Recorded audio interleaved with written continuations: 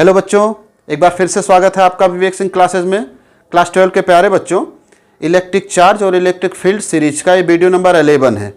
Video number 10 में हमने आपको बहुत ही इंपॉर्टेंट टॉपिक दिया था, जिसमें ये समझाया था कि आप इलेक्ट्रिक फील्ड लाइंस को कैसे कंसीडर करते हैं, उनकी प्रॉपर्टी क्या होती है। हमने आपको ये भी बताया कि एरिया वेक्टर को आप कैसे फाइंड आउट करते हो, उसका डायरेक्शन कैसे पता लगाते हैं।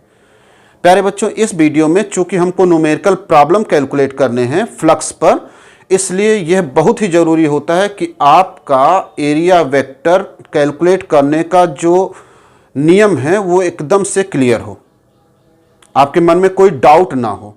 ठीक है, तो एरिया वेक्टर कैलकुलेट कैसे करते हैं एक बार रिवीजन कर रहे हैं, डिटेल आप पिछले वीडियो में देख लेना। रिवीजन में बस इतना ही है कि एरिया वेक्टर को कैलकुलेट करने के लिए आप सरफेस पर परपेंडिकुलर लंब रेखा खींचते हो। अच्छा बच्चों, मेरे पास सरफेस दो तरह के हो सकते हैं, 2D सरफेस भी हो सकते हैं और 3D सरफेस हो सकते हैं। 2D सरफेस का मतलब जैसे हो गया स्क्वायर हो गया, वृत्त हो गया, रेक्टेंगल हो गया, आयत हो गया, ऐसा कोई सरफेस हो गया। 3D सरफेस का मतलब जैसे क्यूब हो गया और कोन हो गए, सिलेंडर हो गए, इस तरह की चीज़ें। ठीक, 2D अगर है सरफेस तो जो एरिया वेक्टर होता है उसके लिए आप सरफेस पर परपेंडिकुलर लंब रेखा खींचते हो, जो दोनों डायरेक्शन में हो सकता है। इनवर्ड डायरेक्शन में भी हो सकता है, आउटवर्ड डायरेक्शन में भी हो सकता है, अपवर्ड भी हो सकता है, डाउनवर्ड भी हो सकता है, जैसा सरफेस हो। जैसे मान लो सरफेस 2D ऐसे है, ठीक, थोड़ी देर के लिए मान लो हथेली मेरी सरफेस है, ये जो सरफेस है ये 2D डायरेक्शन में है या 2D है, तो इस पर जो आप एरिया वेक्टर का डायरेक्शन फाइंड आउट करोगे उसके लिए आप परपेंडिकुलर ड्रा करोगे। इस तरफ भी खींच सकते हो, इस तरफ भी ड्रा कर सकते हो, दोनों तरफ यूज कर सकते हो। अगर आपके पास सरफेस ऐसा है तो परपेंडिकुलर ये भी हो सकता है, परपेंडिकुलर ये भी हो सकता है। तो 2D में आपको फ्रीडम देता है कि आप एरिया वेक्टर को फाइंड आउट करने के लिए किस डायरेक्शन में परपेंडिकुलर ड्रा करते हो, लेकिन आंसर मिल जाए इसके लिए जरूरी होता है कि एरिया वेक्टर को आप हमेशा उसी डायरेक्शन में ड्रा करो जिस डायरेक्शन में इलेक्ट्रिक फील्ड लाइंस गिवन हो, इलेक्ट्रिक फील्ड रेखाएं दी हो। जैसे मान लो ये 2D सरफेस है कोई, तो इस 2D सरफेस का एरिया वेक्टर फाइंड आउट करना है तो आप इस तरह का भी परपेंडिकुलर ड्रा कर सकते हो, लंब रेखा खींच सकते हो एरिया वेक्टर के लिए। आप इधर भी खींच सकते हो, बस परपेंडिकुलर ही होना चाहिए। लेकिन हमने आपको यह बताया कि जिस डायरेक्शन में ई गिवन हो, इलेक्ट्रिक फील्ड लाइंस गिवन हो या इलेक्ट्रिक फील्ड का डायरेक्शन दिया हुआ हो, आप उसी डायरेक्शन का एरिया वेक्टर लेना जिससे आपके बुक्स का आंसर मिल जाए। ठीक, वैसे हम लोग इसका भी यूज कर सकते थे इस सिचुएशन में। खैर, अगर बच्चों 3D हो तो क्या होगा, तो 3D में कुल कितने सरफेस होते हैं ये तो डिपेंड करता है कौन सा 3D फिगर आप यूज कर रहे हो, कंसीडर कर रहे हो। मेरे पास एक 3D फिगर ये है, बॉक्स है, 3D बॉक्स है, जिसमें एक्स एक्सिस भी है, वाई एक्सिस भी है और जेड एक्सिस भी है। बच्चों इसके 6 सरफेस होंगे, 6 सरफेस होंगे, 1 2 3 4 5 और 6। अच्छा, इन 6 सरफेस का एरिया वेक्टर अगर आपको कैलकुलेट करना है तो आप इन 6 सरफेस पर भी परपेंडिकुलर ड्रा करोगे, लेकिन 3D में आप इधर उधर दोनों तरफ नहीं ड्रा कर सकते हो, केवल और केवल परपेंडिकुलर आउटवर्ड डायरेक्शन में बाहर की तरफ ही खींच सकते हैं। जैसे मान लो अप सरफेस पर, ऊपर वाले सरफेस पर आपको एरिया वेक्टर कंसीडर करना है तो ये इस तरह से होगा। कैप को मान लो अपवर्ड डायरेक्शन है तो एरिया वेक्टर का ये डायरेक्शन होगा, अपवर्ड डायरेक्शन में बाहर की तरफ। ठीक, इधर वाले पर बाहर की तरफ, अंदर की तरफ नहीं, इधर की तरफ, बाहर की तरफ। हर सरफेस पर परपेंडिकुलर तो होगा लेकिन किधर की तरफ होगा, बाहर की तरफ ही होगा। तो यहां पर बाहर की तरफ नीचे हो जाएगा। तो आप 3D में एरिया वेक्टर कैसे कैलकुलेट करोगे, 2D में एरिया वेक्टर कैसे कैलकुलेट करोगे, अगर ये जान लिए, और उम्मीद है आप समझ गए होंगे। कुछ और डाउट होगा तो न्यूमेरिकल में फिर से देख लीजिएगा, लेकिन डाउट नहीं होना चाहिए जैसा हमको उम्मीद है। तो इसके बाद अब हम जरा फार्मूले को भी रिवाइज कर लें, जिन फार्मूलों की सहायता से इलेक्ट्रिक फ्लक्स कैलकुलेट करेंगे। बच्चों फार्मूला तो बस एक ही है लेकिन उसको अलग अलग तरह से रिप्रेजेंट करते हैं। फाई एक स्केलर क्वांटिटी है, अदिश क्वांटिटी है, जिसका फार्मूला होता है ई वेक्टर डॉट ए वेक्टर, क्योंकि अब एरिया भी हम लोग वेक्टर की तरह कंसीडर कर रहे हैं। बच्चों इसको अगर आप फार्मूले को ए वेक्टर डॉट ई वेक्टर वाले फार्मूले से खोल करके लिखो तो लिख सकते हो ई ए कॉस थीटा। यहाँ पर थीटा कैसे मेजर किया जाता है वो बड़े ध्यान से देखना। यहाँ पर थीटा का मेजरमेंट होता है ई वेक्टर से ए वेक्टर की तरफ, मतलब इलेक्ट्रिक फील्ड वाली लाइन से एरिया वेक्टर की तरफ, ई से ए की तरफ, हमेशा ई से ए की तरफ, ई से ए की तरफ। ठीक है। तीसरा जो फार्मूला मिलता है वो है इंटीग्रेशन फॉर्म में E D A vector form. ठीक। तीनों फार्मूलों का अलग अलग जगहों पर हम लोग यूज करेंगे, अलग अलग सिचुएशन में यूज करेंगे। बच्चों न्यूमेरिकल प्रॉब्लम जल्दी से हैंडल हो इसके लिए हम लोग फार्मूला तो याद करते हैं, लेकिन उन फार्मूले में से किस फार्मूले का यूज किस पर्टिकुलर सिचुएशन में करेंगे ये याद करने की चीज़ नहीं, ये प्रैक्टिस पर डिपेंड करता है। आप बहुत सारे क्वेश्चन लगाते हो तो तब पता चलता है कि किस सिचुएशन में किस फार्मूले का हम यूज करेंगे। ठीक। अब बात करते हैं सभी प्रकार के न्यूमेरिकल्स की। बच्चों एक ही वीडियो में जितने न्यूमेरिकल्स हैं उन सबको हम लोग सॉल्व नहीं कर सकते, इम्पॉसिबल है। इसके लिए हमने आपके सामने या इस वीडियो में जितने तरह के न्यूमेरिकल प्रॉब्लम फ्लक्स के हो सकते हैं उनका एक एक क्वेश्चन लिया है। क्वेश्चन हमेशा की तरह स्क्रीन पर आता रहेगा, आप उसे पॉज करके नोट करिएगा और उसके बाद मेरे साथ मुझसे पहले या देखने के बाद सॉल्व उसे जरूर करिएगा। बोर्ड एग्जाम में आपके लिए फ्लक्स का एक क्वेश्चन तैयार खड़ा है या कह सकते हो छप गया है, बस आपके सामने एग्जामिनेशन हॉल में आना बाकी है। ठीक। मस्ट क्वेश्चन है फ्लक्स कैलकुलेशन का। तो पहला क्वेश्चन आने जा रहा है स्क्रीन पर, उसे देखिएगा।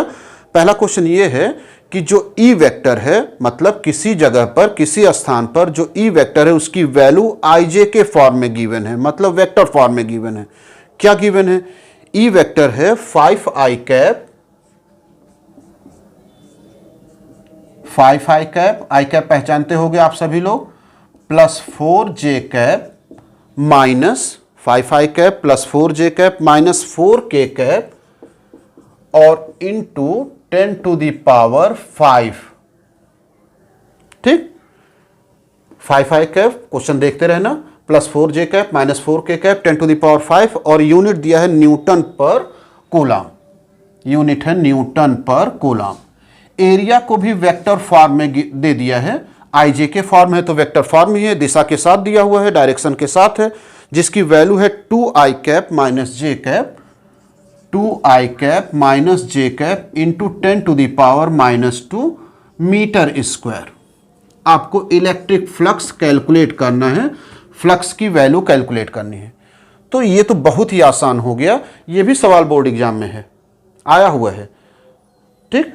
तो इस क्वेश्चन को सॉल्व करने के लिए आप तीनों फार्मूलों में से कौन सा फार्मूला लोगे? आप डॉट वाला यूज करो, लेकिन अब प्रॉब्लम यह है कि मेरे जो देखने वाले हैं इस वीडियो को, हो सकता है डॉट प्रोडक्ट भूल रहे हो, तो डॉट प्रोडक्ट कैलकुलेट करना बड़ा आसान है।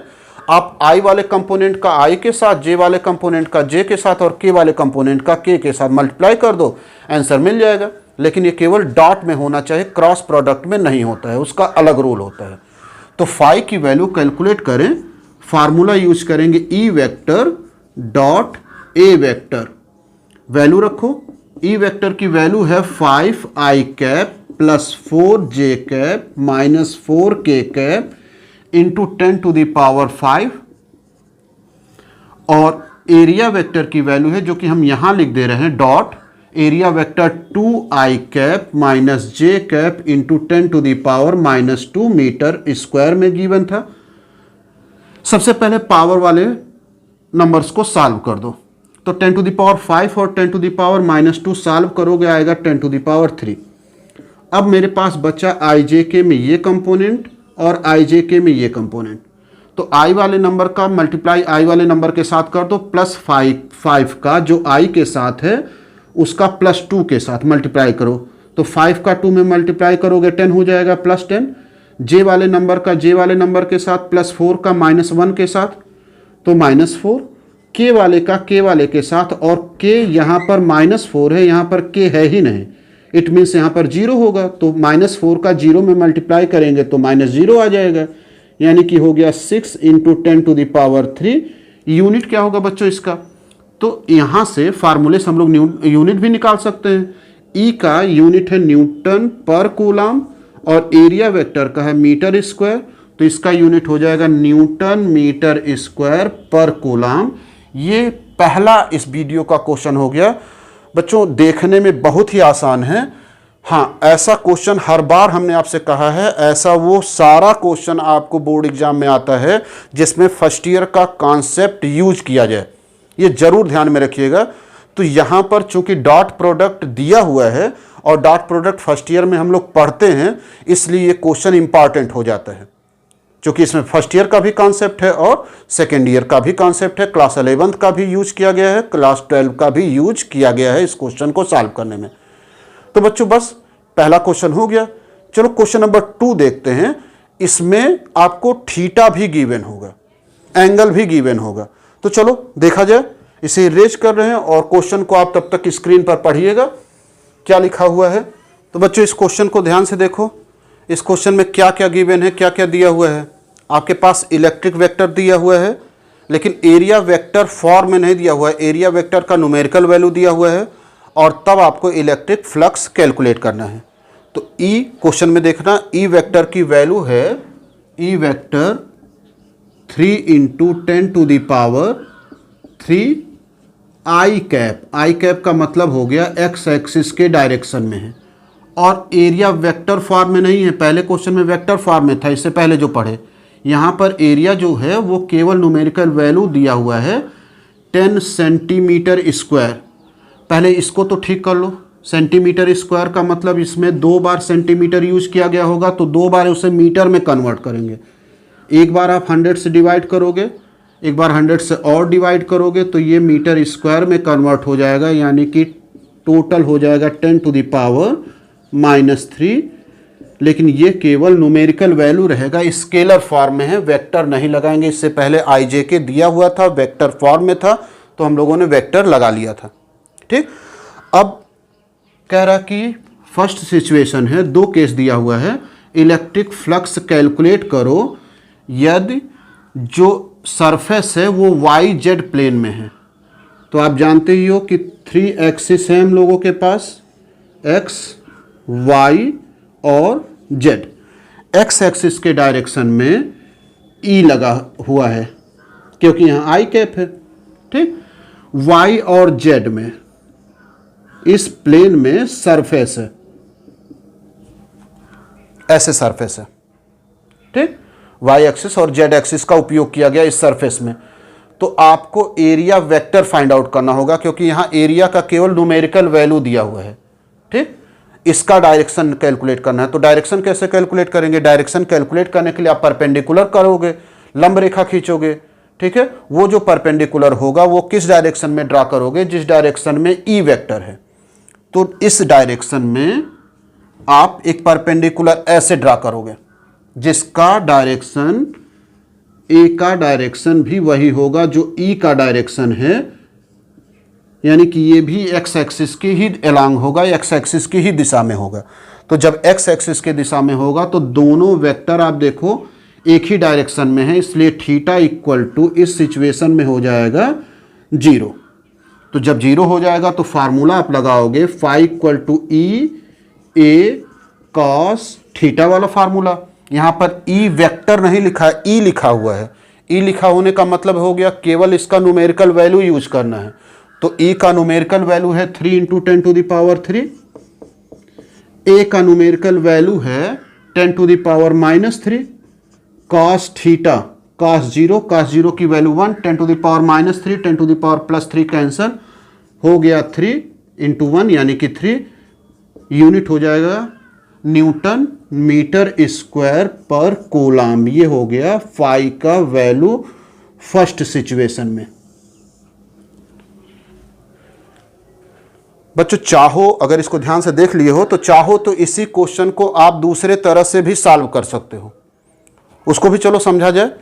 यहां पर ई वेक्टर का जो डायरेक्शन है वो एक्स एक्सिस का डायरेक्शन है, ए का डायरेक्शन अगर आपको पता लग गया तो इसको भी तो हम लोग वेक्टर फॉर्म में लिख सकते हैं। इसी क्वेश्चन को पहले पार्ट को दूसरे तरह से सॉल्व किया जाए तो ए वेक्टर को अगर वेक्टर फॉर्म में लिखना चाहें तो मैग्नीट्यूड यानी कि न्यूमेरिकल वैल्यू, और इनटू डायरेक्शन एक्स एक्सिस के डायरेक्शन में ए लग रहा है, तो इसका यूनिट वेक्टर हो जाएगा आई कैप मीटर स्क्वायर। अब आई जे के फॉर्म में ये भी हो गया, तो थीटा वाला फार्मूला ना लगाओ। इस सिचुएशन में आप यूज कर सकते हो phi equal to E vector dot A vector. जब आई जे के फॉर्म में दिया हो तो डॉट, जब थीटा के फॉर्म में दिया हो तो ये फार्मूला। ई की वैल्यू है, ई वेक्टर की वैल्यू है 3 × 10⁻³ आई कैप डॉट 10⁻³ आई कैप। यहाँ पर देखो वेक्टर नहीं लगा हुआ था तो न्यूमेरिकल वैल्यू रखे थे, यहाँ वेक्टर नहीं लगा हुआ तो न्यूमेरिकल वैल्यू, लेकिन यहाँ पर वेक्टर लगा हुआ है तो हम लोग आई जे के साथ रखेंगे, डायरेक्शन के साथ रखेंगे। तो ई वेक्टर का डायरेक्शन आई कैप था, ए वेक्टर का डायरेक्शन नहीं दिया था तो निकाले। और डॉट प्रोडक्ट का सॉल्व कैसे करते हैं, आई वाले नंबर का मल्टीप्लाई आई वाले नंबर के साथ, जे का मल्टीप्लिकेशन जे के साथ और के का मल्टीप्लिकेशन के साथ। ठीक, तो यहां पर आई कंपोनेंट है, आई कंपोनेंट है, जे है ही नहीं, के है ही नहीं, तो नंबर का मल्टीप्लाई कर दो आई का आई के साथ। तो 3 × 10⁻³ का मल्टीप्लाई करेंगे, 3 × 10⁻³ का 10⁻³ में मल्टीप्लाई कर लिया गया, कैंसिल हो गया, 3 आ गया, जो कि पहले सिचुएशन में भी आया था, पहले मेथड से भी आया था। तो दोनों मेथड देख लेना, जो आपको समझ में आया और जो समझ में ना आए, दोनों समझ में आना चाहिए। सॉल्व आप एग्जाम में किसी एक मेथड से करोगे। बच्चों इसी क्वेश्चन में एक पार्ट और गिवन है। पहला पार्ट में तो वाई जेड प्लेन में था, तो अगर क्वेश्चन आप नोट किए होंगे तो क्वेश्चन में ये कह रहा है कि ये जो प्लेन था ये इस तरह से प्लेस्ड किया गया है कि normal to the plane makes an angle 60 degree with X axis. ये जो सरफेस है वो एक्स एक्सिस के साथ 60 डिग्री नहीं, सरफेस नहीं, सरफेस पर खींचा गया नॉर्मल, नॉर्मल मीन्स परपेंडिकुलर, लंब। ठीक, सरफेस पर जो लंब ड्रा किया गया है वो एक्स एक्सिस के साथ 60 डिग्री ड्रा कर रहा है। इसको फिगर में बनाया जाए, ये एक्स एक्सिस हो गया, ये वो डायरेक्शन है जिस डायरेक्शन में ई वेक्टर काम कर रहा है, ये सरफेस हो गया, ठीक, तल हो गया जिसका एक गिवन है। कह रहा है कि सरफेस पर जो नॉर्मल है, नॉर्मल मीन्स लंब, परपेंडिकुलर, तो सरफेस पर जो परपेंडिकुलर है ये परपेंडिकुलर एक्स एक्सिस के साथ कितना एंगल बना रहा है, 60 डिग्री बना रहा है। तो ये हो गया एक्स एक्सिस, ये हो गया परपेंडिकुलर, ये बना रहा है थीटा इक्वल टू 60 डिग्री। ठीक, अगर क्वेश्चन में नॉर्मल दिया है तो नॉर्मल का एंगल देखना। अगर क्वेश्चन में कभी कभी ना सरफेस का ही एंगल गिवन होता है, तो इस क्वेश्चन में कह रहा है, फिर से क्वेश्चन अगर नोट किए होगे तो देखना क्या कह रहा है कि सरफेस पर ड्रा किया गया नॉर्मल, यानी कि तल पर खींचा गया जो लंब है वो एक्स एक्सिस के साथ 60 डिग्री बना रहा है। तो ये हो गया परपेंडिकुलर, ठीक, जो कि एरिया वेक्टर को रिप्रेजेंट करेगा। और ये है एक्स एक्सिस जिस डायरेक्शन में ई है। कह रहा है कि एक्स एक्सिस से ये 60 डिग्री बना रहा है, तो आप फाई की वैल्यू कैलकुलेट करो। बच्चों जो थीटा होता है इस फार्मूले में, वो थीटा कहाँ से कहाँ तक मेजर किया जाता है, ई से ए की ओर। ठीक, और यहाँ ई किस डायरेक्शन में है, ई एक्स एक्सिस के डायरेक्शन में है, तो इसी डायरेक्शन में ई भी काम कर रहा है एक्स एक्सिस के डायरेक्शन में। ये ए वाला डायरेक्शन हो गया। ठीक, हमने आपसे कहा जिधर ई होगा उधर ही आप ए को ड्रा करना, तो ए वेक्टर ये हो गया। एंगल किधर से किधर मेजर करेंगे, ई से ए की ओर। तो आप देखो दो लाइन, दो स्ट्रेट लाइन एक दूसरे को कट कर रहे हैं, तो सामने सामने वाले एंगल इक्वल होंगे। ये 60 है तो ये भी 60 डिग्री हो जाएगा, यानी कि यहां पर थीटा इक्वल टू हो जाएगा 60 डिग्री। इस क्वेश्चन को ध्यान से देखना क्योंकि अगले में इसी क्वेश्चन का दूसरा रूप आपको मिल जाएगा, तो एकदम क्लियर हो जाएगा। यहां पर जो एंगल है वो सरफेस पर जो नॉर्मल है, लंब रेखा खींचा गया है, और इलेक्ट्रिक वेक्टर यानी कि एक्स एक्सिस दोनों के बीच का एंगल है, ये एंगल गिवन था। और फार्मूले में थीटा हम लोग मेजर करते हैं ई से ए की तरफ, तो ये 60 है तो ये भी 60 होगा, यानी कि सेकंड के लिए हो जाएगा phi equal to E A cos 60। E की वैल्यू न्यूमेरिकल वैल्यू ही यूज करेंगे, 3 × 10⁻³ एरिया की वैल्यू, यानी कि ई और ए मल्टीप्लाई करेंगे 3 ही आएगा, 3 × 10⁻³ a 10 to the power -3 cos 60 की वैल्यू हाफ होती है, -3 10 टू द पावर +3 को कैंसिल करेगा 1.5 न्यूटन मीटर स्क्वायर पर कूलाम्ब। इस सिचुएशन में इलेक्ट्रिक फ्लक्स का ये मान हो जाएगा। तो ये बहुत ही अच्छा क्वेश्चन है, लगभग हर साल क्वेश्चन आए हुए हैं इलेक्ट्रिक फ्लक्स के, बस न्यूमेरिकल वैल्यू चेंज होंगे लेकिन आता कुछ ऐसा ही है। तो बच्चों ये क्वेश्चन नंबर 2 हुआ। इसके बाद आप क्वेश्चन नंबर 3 की तरफ बढ़ो। इसको मिटाने चल रहे हैं और मिटाने के साथ साथ स्क्रीन पर क्वेश्चन आता रहेगा। पहले क्वेश्चन को बड़े आराम से नोट कर लीजिएगा, जिससे जब हम सॉल्व करें तो आप क्वेश्चन को देख सको। ठीक, तो यहां पर क्वेश्चन ये कह रहा है कि एक यूनिफॉर्म इलेक्ट्रिक फील्ड है, ई वेक्टर गिवन है। यहां पर भी ई वेक्टर की जो वैल्यू है वो एक्स एक्सिस के डायरेक्शन में, ये हम क्यों कह रहे हैं, क्योंकि यहां पर भी इस क्वेश्चन में भी आई कैप यूज है। तो ई वेक्टर की वैल्यू, क्वेश्चन पढ़ते रहना, हम लिख रहे हैं जो भी इंफॉर्मेशन क्वेश्चन में गिवन है। 5 × 10 to the power 3 I cap है, 5 × 10 to the power 3 I cap newton per coulomb. ठीक, फिर इसके बाद कह रहा find the flux of field through the surface of 10 centimetre side. इसका साइड यानी कि जो सरफेस है जो स्क्वायर फॉर्म में है उसका साइड दिया हुआ है, जिसको मान लो हम लोगों ने ए से रिप्रेजेंट किया।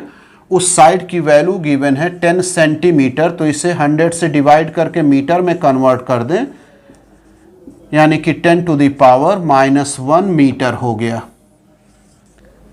ठीक, अब क्वेश्चन हट चुका होगा या आप नोट कर चुके होंगे। कह रहा है कि ये जो सरफेस है YZ प्लेन में प्लेस्ड कर दिया गया। ठीक, सरफेस इससे पहले वाले क्वेश्चन की तरह किधर रखा गया है, YZ प्लेन में है। तो इस क्वेश्चन को पहले आप सॉल्व करना, हम बहुत धीरे धीरे सॉल्व कर रहे हैं। YZ प्लेन में रखा हुआ है तो टोटल फ्लक्स कैलकुलेट करो कितना होगा। तो यहां पर साइड दिया था ना, इससे पहले वाले क्वेश्चन में डायरेक्टली एरिया गिवन था, तो यहां पर एरिया हो जाएगा a², ठीक, 10 टू द पावर -1 का square, 10 to the power -2 metre square area हो गया। जो सरफेस है इससे पहले वाले ही क्वेश्चन की तरह Y और Z प्लेन में है। ठीक है, और जो ई वेक्टर है वो एक्स एक्सिस की तरफ है। तो इस सरफेस पर आप परपेंडिकुलर ड्रा करो, एकदम इससे पहले वाले क्वेश्चन की ही तरह है, दोनों एक ही डायरेक्शन में है। तो थीटा = 0। एक मेथड और बताया था, जिस मेथड से मन करे आप सॉल्व करो। फाई = हम यूज कर रहे हैं EA cos थीटा। ई की numerical value 5 × 10 to the power 3, area की numerical value 10 to the power -2, cos 0, theta = 0 है। तो 5 × 10 टू द पावर 1 बचा, यानी कि हो जाएगा 50 न्यूटन मीटर स्क्वायर पर कूलाम्ब। ये हो गया इसका इलेक्ट्रिक फ्लक्स पहले सिचुएशन में। तो ये तो इससे पहले वाले क्वेश्चन की ही तरह हो गया। ठीक, इसका सेकंड जो पार्ट है बच्चों, जरा उसको फिर से अगर नोट किए होगे, प्लीज रिक्वेस्ट करते हैं कि क्वेश्चन स्क्रीन पर आए तो उसे नोट जरूर करिएगा। अगर नोट किए होगे तो उस क्वेश्चन में देखना अब की बार एंगल क्या दिया हुआ है। ठीक, अब की बार एंगल ये दिया हुआ है कि what would be the flux through the same square plane. ठीक, makes an angle of 30 degree with X axis. वो जो प्लेन है, इससे पहले वाले बच्चों नॉर्मल एंगल बना रहा था। ठीक, अब की बार कह रहा जो प्लेन है वही एक्स एक्सिस के साथ 60 डिग्री बना रहा है। इससे पहले वाले में तल पर खींचा गया लंब, तल पर खींचा गया नॉर्मल, तल पर खींचा गया परपेंडिकुलर एक्स एक्सिस के साथ एंगल बना रहा था। यहां पर इस क्वेश्चन के सेकंड पार्ट में जो प्लेन है, जो सरफेस है, जो तल है, वही एक्स एक्सिस के साथ 30 डिग्री बना रहा है। ठीक, तो फाई की वैल्यू क्या होगी, तो इसको ध्यान से देखना। ये हो गया एक्स एक्सिस, जिस डायरेक्शन में ई ही काम कर रहा है, ई वेक्टर का भी डायरेक्शन यही था। जो सरफेस है ये हो गया सरफेस, तल हो गया। एक्स एक्सिस से 60 डिग्री ना, इस क्वेश्चन में कह रहा है 30 डिग्री बना रहा है। ठीक बच्चों, फिर से बोल रहे हैं, इससे पहले वाले में था नॉर्मल, लंब, परपेंडिकुलर, वो एंगल बनाया था। इस क्वेश्चन में कह रहा है कि जो प्लेन है वही एक्स एक्सिस के साथ 30 डिग्री बना रहा है। तो ये प्लेन हो गया, सरफेस हो गया, ये एक्स एक्सिस के साथ 30 डिग्री बना रहा है। हमको इससे एंगल से नहीं मतलब है, हमको किस एंगल से मतलब है, जो ई और ए के बीच में बनता है। और ए यानी कि एरिया वेक्टर कैसे ड्रा करते हैं, एरिया वेक्टर उस प्लेन पर परपेंडिकुलर लंब रेखा ड्रा करते हैं। तो इस प्लेन पर लंब रेखा ड्रा करो, परपेंडिकुलर ड्रा करो। ठीक, ये एक्स एक्सिस हो गया, हमको ये वाला एंगल चाहिए। चूंकि ई एक्स एक्सिस के ही डायरेक्शन में लग रहा है तो ई वेक्टर इसी डायरेक्शन में है, ई और ए के बीच का एंगल चाहिए, ये एंगल चाहिए। ठीक है, दोनों क्वेश्चन ध्यान से, इसलिए ए 1 बाई 1 हमने आपको समझाया। पहले वाले में परपेंडिकुलर एंगल दिया हुआ था, इस वाले में सरफेस ने एंगल बनाया। सरफेस जब एंगल बना है तो हम परपेंडिकुलर ड्रा किए। ये जो परपेंडिकुलर होगा ई वेक्टर के ही डायरेक्शन में आपको कोशिश करना चाहिए ड्रा करो, इधर नहीं ड्रा कर सकते हैं, करेंगे वैल्यू निगेटिव आ जाएगी, आती तो है ही। तो ई के डायरेक्शन में ही ड्रा किया गया। ठीक, ई वेक्टर से ए वेक्टर के बीच का एंगल, ये एंगल चाहिए, इस डायरेक्शन में एंगल चाहिए बच्चों। तो ये एंगल कैसे आएगा, ये हम लोग परपेंडिकुलर ड्रा किए थे, ये 30 डिग्री हो गया, तो ये हो जाएगा 60 डिग्री, तो ये एंगल भी हो जाएगा 60 डिग्री। इसलिए इस सिचुएशन में थीटा की वैल्यू रखी जाएगी 60। 99.9% बच्चे जल्दीबाजी में यही गड़बड़ी करके आते हैं, पढ़ करके जाते हैं थीटा गिवन होता 30, ये नहीं पढ़ते हैं जल्दीबाजी में कि 30 कहाँ से, किसका। ठीक है, तो ये बहुत जरूरी है कि फिगर बनाओ, फिगर बनाओगे तो क्लियर कट आंसर आ जाएगा। ठीक, हमको एंगल हमेशा फाइंड आउट करना है ई और ए के बीच का एंगल। ठीक है, तो ई और ए के बीच का एंगल मिल गया 60 डिग्री।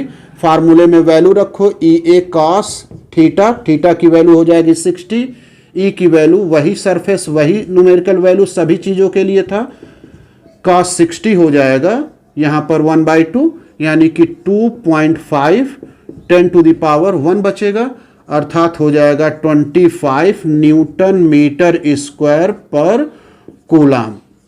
अगर आप पढ़ाए गए तीनों क्वेश्चन को ध्यान से देखे होंगे और समझे होंगे तो गारंटीड है इन्हीं तीनों में से बोर्ड एग्जाम में आपको क्वेश्चन मिल जाएगा, मिलता भी है, बस न्यूमेरिकल वैल्यू बदलते हैं बच्चों। तो ये 3 क्वेश्चन कुछ हल्के फुल्के टाइप के थे, जरा कुछ कठिन कठिन क्वेश्चन सॉल्व किए जाएं जो कंपटीशन में ज़्यादा आते हैं लेकिन बोर्ड में भी आए हुए हैं। नंबर इसका थोड़ा सा ज़्यादा होता है, वैल्यू जो न्यूमेरिकल वैल्यू जो आंकिक मान होता है वो थोड़ा घुमा फिरा करके दिया होता है। ठीक बच्चों, वो जो क्वेश्चन होगा उसमें 3D, अभी तक तो 2D सरफेस थे ना, अब 3D सरफेस के क्वेश्चन को चलो हैंडल किए जाए। तो 3D में क्या होता है, 3D में जो हम परपेंडिकुलर ड्रा करते हैं वो परपेंडिकुलर बाहर की तरफ होता है। ठीक, तो अगर आपसे कोई क्वेश्चन कर दे, ये जो क्वेश्चन बोल रहे हैं ये क्वेश्चन आया हुआ बोर्ड एग्जाम में, इसमें लैंग्वेज कुछ खास है नहीं, कह रहा कि एक सिलेंडर है, एक बेलन है जो जिसका एक्सिस एक्स एक्सिस के डायरेक्शन में है। ठीक, और ये जो सिलेंडर है एक यूनिफॉर्म इलेक्ट्रिक फील्ड में रखा हुआ है, वह भी एक्स एक्सिस के डायरेक्शन में है, मान लो 20 Newton per coulomb. X axis के डायरेक्शन में ई है, उसी यूनिफॉर्म इलेक्ट्रिक फील्ड के अंदर एक सिलेंडर रखा हुआ है, एक बेलन रखा हुआ है। तो आपको 2 चीजें फाइंड आउट करनी है। नंबर 1, इसके हर सरफेस से कितना इलेक्ट्रिक फ्लक्स जाएगा। ठीक, नंबर 1 चीज, प्रत्येक सरफेस से जाने वाला इलेक्ट्रिक फ्लक्स की वैल्यू, और दूसरा टोटल इलेक्ट्रिक फ्लक्स कितना होगा, नेट इलेक्ट्रिक फ्लक्स कितना होगा। ठीक, तो पहले बच्चों पता करो कि इसके पास कुल कितने सरफेस हैं। तो आप कह सकते हो ये कौन सी बड़ी कठिन चीजें हैं इसमें आ गई, तो बड़ी आसानी से हम लोग कैलकुलेट कर सकते हैं कुल कितने तल इसके पास हैं। तो ये जो मार्कर है ये सिलेंडर जैसा ही, ये बेलन जैसा है, तो इसके कुल कितने सरफेस हैं। एक सरफेस सर्किल जैसा, एक सरफेस सर्किल जैसा, जितना इसका एरिया होता है उतना इसका भी एरिया होता है, और दूसरा सरफेस बच्चों ये भी तो है जिसे आप कर्व्ड सरफेस कहते हो। ठीक, तो इसके पास 3 सरफेस है, तीनों सरफेस से कितना इलेक्ट्रिक फ्लक्स जाएगा ये कैलकुलेट करना है और नेट इलेक्ट्रिक फ्लक्स कैलकुलेट करना है। तो चलो इसको हम सरफेस नंबर 1 कह रहे हैं, इसको सरफेस नंबर 2 कह रहे हैं, और ये जो कर्व था, जो वक्र तल है, जो कर्व सरफेस एरिया है, उसको सरफेस नंबर 3। यानी कि पहला पार्ट हो गया कि तीनों सरफेस से कुल कितना इलेक्ट्रिक फ्लक्स होकर के जाएगा। तो चलो कैलकुलेट करा जाए। ए की वैल्यू इस क्वेश्चन में गिवन नहीं है, तो मान लो ए की वैल्यू हम ही रख दे रहे हैं, A equal to 10 centimetre square कर दिया जाए। तो 10 into 10 to the power -4 metre square अभी क्वेश्चन में यूज किया गया। हर सरफेस से कितना इलेक्ट्रिक फ्लक्स जाएगा, तो फ्लक्स फ्रॉम सरफेस 1 क्या होता है formula, E A cos theta. क्यों इसी फार्मूले का यूज किए, क्यों वेक्टर वाले का यूज नहीं किए, क्योंकि एरिया वेक्टर का आपको वैल्यू नहीं गिवन है, ठीक है, किस डायरेक्शन में है। चाहो तो कैलकुलेट कर सकते हो, क्योंकि इससे पहले वाले क्वेश्चन में हम उसी सवाल को 2 तरह से सॉल्व किए, थीटा के तरह से भी सॉल्व किए और आईजेके के तरह से भी सॉल्व किए। तो आपकी मर्जी, आप उसका भी यूज कर सकते हो। लेकिन चलो थीटा कैलकुलेट करते हैं। थीटा के बच्चों किसके किसके बीच का एंगल होता है, थीटा एंगल होता है इलेक्ट्रिक वेक्टर और ए वेक्टर के बीच का एंगल।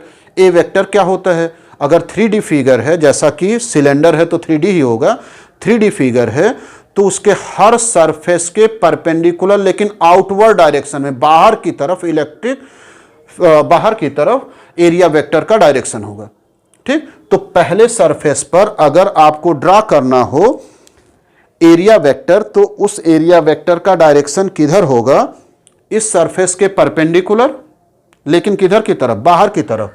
तो इसको अगर आप ऐसे ड्रा करोगे ना परपेंडिकुलर, तो ये बेलन के अंदर, सिलेंडर के अंदर हो गया, ये नहीं माना जाएगा। मानना क्या है कि प्लेन के परपेंडिकुलर, तल के परपेंडिकुलर ही होना चाहिए, लेकिन अगर 3D है तो बाहर की तरफ। तो ये हो गया एरिया वेक्टर का डायरेक्शन इसके लिए। अब ई वेक्टर एक्स एक्सिस के ही डायरेक्शन में है, तो ई वेक्टर ए वेक्टर दोनों तो पैरेलल हो गए, समानांतर हो गए। तो समानांतर हो गए तो सरफेस 1 के लिए थीटा इक्वल टू हो जाएगा 0। तो यहां पर रखेंगे ई ए कास थीटा, ई की वैल्यू 20, ए की value 10 into 10 to the power -4, cos 0 की वैल्यू 1। न्यूमेरिकल प्रॉब्लम सरल करने में कठिनाई नहीं होगी, केवल उसको आपको समझने में जो कुछ कठिन होगा वो है, बाकी ये तो सब गुणा भाग आसानी से आप कर सकते हो। 20 10 टू द पावर 4 देखो क्या हो गया, 2 इंटू 10 टू द पावर 2 लिख सकते हो, चूंकि 2 0 है यहाँ पर, 10 टू द पावर -4 तो हो जाएगा 2 into 10 to the power -2 newton metre square per coulomb. ये हो गया φ1, पहले सरफेस से इतना इलेक्ट्रिक फ्लक्स जाएगा। अच्छा, इलेक्ट्रिक फ्लक्स का डायरेक्शन पूछ ले तो सोचो जरा, इलेक्ट्रिक फ्लक्स का तो डायरेक्शन होता ही नहीं। इलेक्ट्रिक फ्लक्स जो होता है वो एक स्केलर क्वांटिटी है बच्चों, इसलिए इसका डायरेक्शन नहीं होता है, ठीक। ई का डायरेक्शन होता है, ए का डायरेक्शन होता है, लेकिन फाई का डायरेक्शन नहीं होता है। अब जरा दूसरे सरफेस पर आओ, तो सरफेस 2 जो है उस पर परपेंडिकुलर ड्रा करो, लेकिन परपेंडिकुलर अब हम इधर नहीं ड्रा कर सकते क्योंकि ये तो अंदर हो गया। हमको सरफेस पर परपेंडिकुलर ड्रा करना बाहर की तरफ, यानी कि ये हो गया ए का डायरेक्शन और ई एक्स एक्सिस के डायरेक्शन में लग रहा है। दोनों देखो पैरेलल तो हैं लेकिन एक दूसरे के एंटी पैरेलल हैं, विपरीत हैं। तो दो विपरीत वेक्टर के बीच का जो एंगल होता है वो 180 होता है, यानी कि इस सिचुएशन में थीटा इक्वल टू हो जाएगा 180। तो φ2 की वैल्यू हो जाएगी ई ए कॉस 180, ई वही जो इस साइड था वही इस साइड है, ए जो इस साइड है वही इस साइड है, यानी कि ई और ए का मल्टीप्लीकेशन वही आएगा 2 into 10 to the power -2। Calculation check कर लेना, 2 -2, ठीक है। cos 180 की वैल्यू -1 होती है, यानी कि हो जाएगा -2 into 10 to the power -2 newton metre square per coulomb. 180 क्यों हुआ इस सिचुएशन में एंगल ई और ए के बीच का? ई तो एक्स एक्सिस के ही डायरेक्शन में लग रहा था। क्वेश्चन दिया था एरिया वेक्टर के लिए, आपने क्या किया 3D फिगर है तो परपेंडिकुलर बाहर की तरफ ड्रा किया, तो यहां पर एरिया वेक्टर और ई वेक्टर एक दूसरे के अपोजिट है, अपोजिट है तो एंगल 180 हो जाएगा। अब जरा थर्ड पर आओ, जो कर्व सरफेस है, वक्र पृष्ठ है, तो वक्र पृष्ठ के लिए क्या होगा बच्चों, तीसरे सरफेस के लिए फाई 3। पहले एंगल देख लेते हैं फिर वैल्यू निकालना सीख लेते हैं। तो एंगल कितना होगा, इसके लिए आप परपेंडिकुलर ड्रा करो, ये ऐसे है ना, तो इस पर परपेंडिकुलर चाहे जिस डायरेक्शन में ड्रा करो, ये हो गया, ये हो गया, ये हो गया, किसी भी डायरेक्शन में ड्रा करोगे तो ऐसे ही नजर आएगा। ये हो गया ए वेक्टर, आप नीचे भी ड्रा कर सकते हो, ठीक। तो ए वेक्टर और ई वेक्टर के बीच का एंगल हो गया 90 डिग्री, यानी कि थर्ड सरफेस के लिए थीटा इक्वल टू 90 हो जाएगा। तो फाई 3 होगा ई ए cos 90, cos 90 जीरो होता है, इसलिए ई और ए की वैल्यू लिखने की जरूरत नहीं है, क्योंकि जीरो अपने साथ जब मल्टीप्लाई करता है तो हर नंबर को जीरो में ही कन्वर्ट कर देता है, इसलिए इसका वैल्यू हो जाएगा जीरो। तो कर्व सरफेस एरिया पर जीरो, इस पर आपको वैल्यू पॉजिटिव मिलेगी फाई की, इस पर वैल्यू आपको मिलेगी निगेटिव, लेकिन दोनों का न्यूमेरिकल वैल्यू सेम आएगा। अब कह रहा था कि अलग अलग सरफेस पर इलेक्ट्रिक फ्लक्स कैलकुलेट करो, फिर टोटल इलेक्ट्रिक फ्लक्स कैलकुलेट करो। तो चूंकि एक फ्लक्स एक स्केलर क्वांटिटी है, अदिश राशि है, इसलिए इसको हम ऐसे बिना डायरेक्शन को ध्यान में दिए जोड़ लेंगे, चिन्ह सहित जोड़ लेंगे, ठीक है, साइन के साथ जोड़ लेंगे। तो चलो नेट यानी कि टोटल फ्लक्स कितना हो जाएगा, नेट फ्लक्स हो जाएगा phi 1 plus phi 2 plus phi 3। Phi 1 की value 2 into 10 to the power -2, phi 2 की value -2 into 10 to the power -2, phi 3 की वैल्यू 0, ये कैंसिल हो गया, 0 हो गया। बच्चों एक यहां पर रूल बोल रहे हैं, जरा याद कर लेना कि यदि कोई क्लोज्ड 3D सरफेस, यदि कोई 3D सरफेस है जो यूनिफॉर्म इलेक्ट्रिक फील्ड में है, तो नेट इलेक्ट्रिक फ्लक्स हमेशा 0 आता है, ठीक। क्या याद करोगे, यदि कोई 3D सरफेस किसी यूनिफॉर्म इलेक्ट्रिक फील्ड में है, एक समान वैद्युतीय क्षेत्र में है, तो बिना कैलकुलेशन किए नेट इलेक्ट्रिक फ्लक्स की वैल्यू आप लिख सकते हो 0, होता ही है 0। लेकिन कब, जब यूनिफॉर्म इलेक्ट्रिक फील्ड में रखा गया हो तब, ठीक है। एक समान विद्युतीय क्षेत्र में यूनिफॉर्म इलेक्ट्रिक फील्ड में यदि कोई 3D सरफेस रखा हुआ है तो टोटल इलेक्ट्रिक फ्लक्स का मान सदैव 0 मिलता है, सदैव 0 मिलता है, ठीक। बच्चों 3D में अगर यहां पर क्यूब रख दिया जाता तो क्या होता, सेम इलेक्ट्रिक फील्ड मान लो, उसको भी हम लैंग्वेज में नहीं लिख रहे हैं, इतना तो आप न्यूमेरिकल समझ ही सकते हो। मान लो यही क्वेश्चन रहे, 20 न्यूटन कूलाम्ब का एक्स एक्सिस के डायरेक्शन में हो, यहां पर एक क्यूब रखा हुआ हो,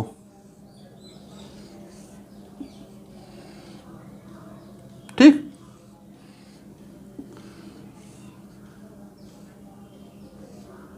तो क्यूब एक रखा हुआ है, इस क्यूब का जो साइड है मान लो 10 सेंटीमीटर ही है, ठीक। तो 10 सेंटीमीटर को मीटर में कन्वर्ट कर देंगे, 10 इंटू 10 टू द पावर -2, 100 से डिवाइड कर देंगे, ये हो जाएगा 10 टू द पावर -1 मीटर। हर सरफेस का एरिया हो जाएगा a², यानी कि 10 टू द पावर -2, कोई कठिनाई नहीं है, एरिया कैलकुलेट हो गया, जो इसके पास सरफेस था सबका एरिया, ठीक। अब कह रहा है सेम क्वेश्चन कि हर सरफेस से कितना इलेक्ट्रिक फ्लक्स जाएगा और टोटल इलेक्ट्रिक फ्लक्स कितना होगा। तो पहले बात टोटल का कर लो, टोटल इलेक्ट्रिक फ्लक्स कितना होगा। अगर यूनिफॉर्म इलेक्ट्रिक फील्ड है, उसमें कोई 3D सरफेस रखा हुआ है, कोई 3D स्ट्रक्चर रखा हुआ है, तो नेट इलेक्ट्रिक फ्लक्स हमेशा 0 ही आएगा। यहां पर भी हम लोग कैलकुलेट करेंगे, बाद में हम लोग रूल बना लेंगे, ठीक। तो कह रहा है कि हर सरफेस से कितना इलेक्ट्रिक फ्लक्स होकर के जाएगा, तो इसके पास कुल कितने सरफेस होंगे, कुल 6 सरफेस हैं, 1 2 3 नीचे, 4 ऊपर, 5 मेरे सामने, 6 अंदर की तरफ, तो कुल इसके पास 6 सरफेस हैं। तो 6 सरफेसेस में से हर सरफेस से होकर जाने वाले फ्लक्स की वैल्यू कैलकुलेट करो। फाई 1 एंगल जल्दी जल्दी कैलकुलेट करो। ई की वैल्यू, फार्मूला नहीं लिख रहे हैं, ई हो गया 20, ई का ए की वैल्यू 10⁻⁻2 कॉस। इसके लिए आप एंगल निकालने के लिए आप परपेंडिकुलर ड्रा करोगे। परपेंडिकुलर सरफेस पर अगर 3D है तो तल के लंबवत बाहर की तरफ होगा, तो ये हो गया सरफेस नंबर 1। इस पर जब आप परपेंडिकुलर ड्रा करोगे, सरफेस नंबर 1 का मतलब इस तरह से रखा हुआ है, ये वाला सरफेस 1 हम यहां पर माने हुए हैं, तो जो परपेंडिकुलर होगा वो मेरी तरफ होगा, इस तरह से होगा। ठीक, तो परपेंडिकुलर इस पर इस डायरेक्शन में होगा जो कि इलेक्ट्रिक वेक्टर के विपरीत है। तो यहां पर लिखेंगे थीटा की वैल्यू 180 यानी कि 20 × 10⁻⁻2 -1 हो जाएगा -20 10⁻⁻2 Newton metre square per coulomb. जल्दी से फाई 2 देखो, तो ये सरफेस का ठीक अपोजिट दूसरा वाला सरफेस है। इस पर जब परपेंडिकुलर ड्रा करोगे तो वो इलेक्ट्रिक वेक्टर के ही डायरेक्शन में होगा, तो यहाँ पर थीटा की वैल्यू हो जाएगी 0 डिग्री, तो हो जाएगा 20 × 10⁻⁻2 cos 0, cos 0 की वैल्यू 1, तो 20 × 10⁻⁻2 Newton metre square per coulomb. दूसरे सरफेस से हो गया। ऐसे तीसरा और चौथा सरफेस, थर्ड सरफेस नीचे है, फोर्थ सरफेस उसी के अपोजिट साइड में है। कितना होगा ये देखो। इस पर परपेंडिकुलर ड्रा करेंगे तो नीचे की तरफ, क्योंकि हमेशा परपेंडिकुलर बाहर की तरफ ही करना है, अंदर की तरफ नहीं। तो यहाँ पर इलेक्ट्रिक फील्ड, ये इलेक्ट्रिक फील्ड वाली लाइन है और ए के बीच में 90 डिग्री का हो गया। उसी तरह से यहाँ पर भी परपेंडिकुलर बाहर की तरफ ड्रा करेंगे तो ई और ए के बीच में 90 डिग्री, तो थर्ड और फोर्थ के बीच में 90 डिग्री का एंगल बन रहा है। तो थर्ड के लिए हो जाएगा ई ए cos 90 cos 90 0, सब कुछ 0 हो जाएगा। E4 भी हो जाएगा 0, क्योंकि वहां पर भी 90 ही बन रहा था। ठीक, अब बात करें आपके सामने और बोर्ड के पीछे वाले तल पर, यानी कि सामने वाला तल नंबर 5 और पीछे वाला 6। ये कितना एंगल बना रहे हैं? परपेंडिकुलर ऐसे बाहर की तरफ होगा। ठीक, और जो इलेक्ट्रिक फील्ड लाइन है वो इस डायरेक्शन में है, जिसे हम दूसरे मार्कर से दिखा रहे हैं। ये इलेक्ट्रिक फील्ड की लाइन थी एक्स एक्सिस के डायरेक्शन में, और प्लेन नंबर 5, सरफेस नंबर 5 पर परपेंडिकुलर बाहर की तरफ आ रहा है। इन दोनों के बीच का एंगल कितना हो रहा है? 90 डिग्री। फिर से देखो, इस पर परपेंडिकुलर बाहर की तरफ, अंदर तो ड्रा नहीं करना है perpendicular, electric field x axis के डायरेक्शन में है, दोनों के बीच का एंगल 90। तो यहाँ पर भी 5 पर भी 90 हो जाएगा, तो 90 होगा, तो cos 90 0, सब कुछ 0। इसी तरह से सिक्स्थ सरफेस जो अंदर की तरफ है, उस पर परपेंडिकुलर ड्रा करेंगे तो अंदर की तरफ होगा। ठीक, और इस तरह से अंदर की तरफ, मान लो ये फिंगर अंदर की तरफ, और इलेक्ट्रिक फील्ड की लाइनें जो हैं वो इस तरफ हैं, तो यहां पर भी 90 डिग्री बनेगा। ये हो गया परपेंडिकुलर सरफेस पर, ये हो गया इलेक्ट्रिक फील्ड लाइन, दोनों के बीच का एंगल 90। तो इस सिचुएशन में सिक्स्थ सरफेस से भी जो इलेक्ट्रिक फ्लक्स जाएगा वो होगा 0। नेट इलेक्ट्रिक फ्लक्स सबको जोड़ो, तो ये तो चारों बेचारे 0 हैं, 0 0 0 0 0। फाई 1 फाई 2 देखो इक्वल एंड अपोजिट है, इसलिए नेट इलेक्ट्रिक फ्लक्स अब भी 0 आ गया। तो आप रूल बना लो, याद कर लो एकदम से, कि सपने में भी क्वेश्चन पूछे तो आप तुरंत उत्तर दे दो कि अगर यूनिफॉर्म इलेक्ट्रिक फील्ड में कोई 3D स्ट्रक्चर रखा हुआ है, कोई 3D शेप रखा हुआ है, तो net electric flux always equal to 0 होता है। आपको कैलकुलेट करने की कोई ज़रूरत नहीं है। ठीक बच्चों, तो जब यूनिफॉर्म हो गया तो आपके मन में तुरंत विचार आएगा कि नॉन यूनिफॉर्म हो तब क्या हो। ठीक है, अगर इलेक्ट्रिक फील्ड असमान हो, नॉन यूनिफॉर्म होगा, तो हम इलेक्ट्रिक फ्लक्स कैसे कैलकुलेट करेंगे? तो चलिए, जब यूनिफॉर्म हो गया तो नॉन यूनिफॉर्म भी हो सकता है। हमेशा की तरह मिटा रहे हैं, स्क्रीन पर क्वेश्चन होगा, उसको जब तक हम मिटा रहे हैं तब तक नोट कर लीजिए, उसे आराम से समझ लीजिए क्या कहना चाह रहा है, चूंकि उसमें फिगर इत्यादि है। कह रहा है कि एक इलेक्ट्रिक फील्ड है, अगर इससे पहले वाले दोनों क्वेश्चन को, इसको भी देखते रहना, इससे पहले वाले दोनों क्वेश्चन को देखना, तो उसमें आई कैप जे कैप दिया था ई की वैल्यू। ठीक है, आई कैप ही दिया हुआ था दोनों क्वेश्चन में, इसमें यक्स भी दिया हुआ है। ठीक, ई वेक्टर की जो वैल्यू है वो है 50xi कैप। इसका मतलब क्या हुआ, 50xi cap newton per coulomb. इसका मतलब ये हुआ, x का मतलब हो गया x डायरेक्शन में लेंथ, x डायरेक्शन में लंबाई। तो x की वैल्यू अगर आप बदलते जाओगे तो e की वैल्यू बदलेगी।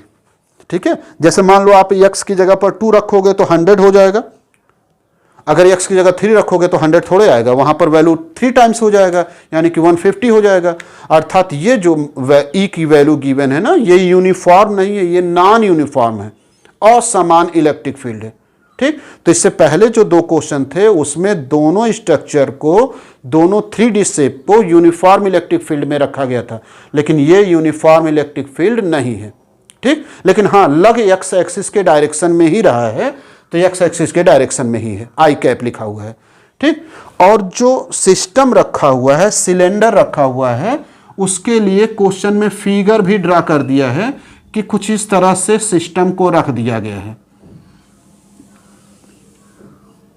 सिलेंडर को एक्स एक्सिस के डायरेक्शन में रखा गया है, चाहे एक्सिस पर रखा गया हो या एक्सिस के ऊपर रखा गया हो, कोई मतलब नहीं इसका विशेष। ये सिलेंडर रखा गया, वो जो सिलेंडर है बच्चों, वो सिलेंडर का जो लेंथ है वो लेंथ 1 मीटर है, ये लेंथ है 1 मीटर, सब कुछ फिगर में दिया हुआ है। और ये ओरिजिन से, केंद्र से 1 मीटर के डिस्टेंस पर रखा हुआ है।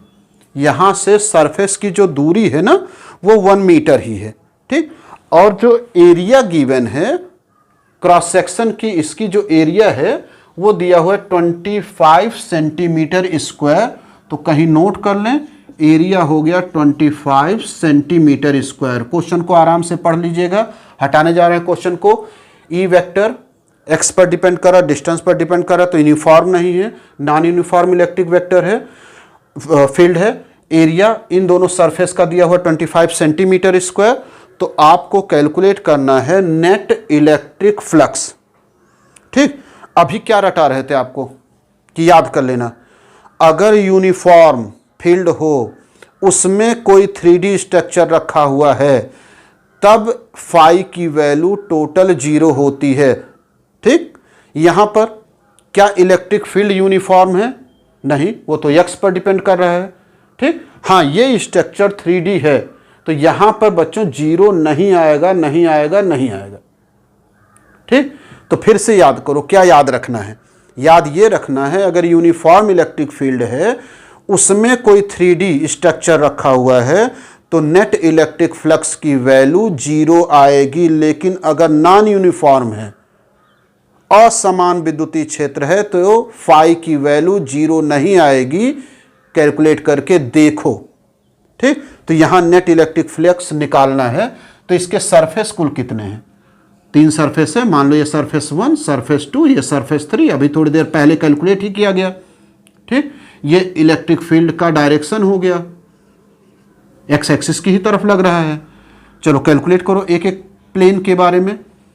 इस पर परपेंडिकुलर ड्रा करोगे बाहर की तरफ। अब ये जो परपेंडिकुलर ड्रा किया गया इलेक्ट्रिक फील्ड के ही डायरेक्शन में, इसलिए इसके लिए थीटा इक्वल टू 0।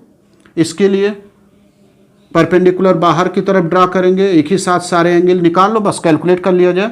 ये इलेक्ट्रिक फील्ड के अपोजिट डायरेक्शन में, इसलिए इस प्लेन के लिए थीटा इक्वल टू 180। ये जो कर्व है, मुड़ा हुआ है, वक्र पृष्ठ है, इस पर परपेंडिकुलर ड्रा करोगे तो इसके लिए थीटा इक्वल टू हो जाएगा 90, क्योंकि इलेक्ट्रिक फील्ड के परपेंडिकुलर आ गया। तो तीनों हो चुके हैं।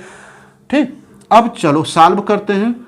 फाई 1 ई ए cos 0 ई 50x।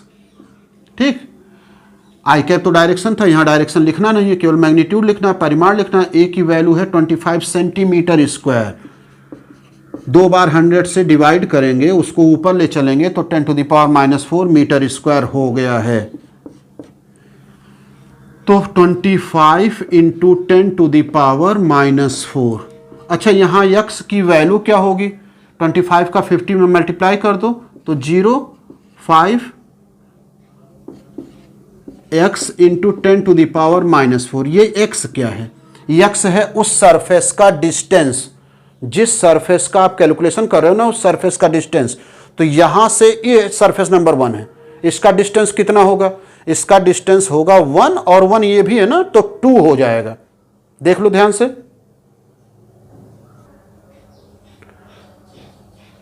तो बच्चों आपको ये बोल रहे थे कि x की वैल्यू इस सिचुएशन में कितनी होगी। तो जिस सरफेस के बारे में आप सोच रहे हो, जिसके लिए आप कैलकुलेशन कर रहे हो, वो सरफेस ओरिजिन से, केंद्र से कितने डिस्टेंस पर है? ये यहाँ से 1 मीटर है ना, तो यहाँ से यहाँ तक का भी डिस्टेंस तो 1 दिया है, यानी कि टोटल 2 मीटर हो जाएगा। तो x की वैल्यू हम लोग लिखेंगे 2, 1250 इंटू 2। x की वैल्यू 2 कैसे आई देख लेना, 1 और 1 ये भी गिवन है, यानी कि हो जाएगा 0.25 10⁻⁻⁴। लिख सकते हो 0.25 न्यूटन मीटर स्क्वायर पर कूलाम। ये φ1 हो गया। जल्दी से φ2। अब इतना तो आपको अनुभव हो गया होगा कि जितना न्यूमेरिकल वैल्यू ए सरफेस के लिए होगा उतना ही दूसरे सरफेस के लिए भी होगा, लेकिन अपोजिट होगा। 180 की जो वैल्यू होती है -1 होती है, ठीक। ई की वैल्यू भी सेम है, ए की वैल्यू भी सेम है इन दोनों के लिए, तो न्यूमेरिकल वैल्यू वही आएगा, निगेटिव हो जाएगा। 180 -1 तो 0.25 नहीं। यहां जो वैल्यू होगी बच्चों, ये देखना ध्यान से, ये जो वैल्यू होगी इसके इक्वल नहीं आएगी। क्यों नहीं आएगी? क्योंकि इसके लिए x की वैल्यू अलग अलग है।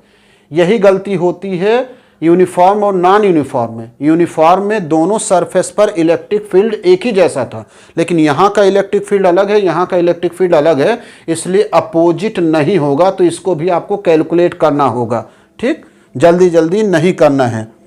ये हो गया φ2।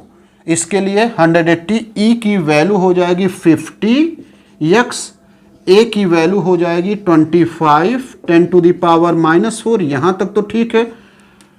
ई ए और cos 180 हो जाएगा, ये भी ठीक होगा। cos 180 -1 हो जाएगा। लेकिन x की वैल्यू इस सिचुएशन में कितनी होगी? x की वैल्यू केवल 1 होगा और पहले वाले में 2 था, ठीक।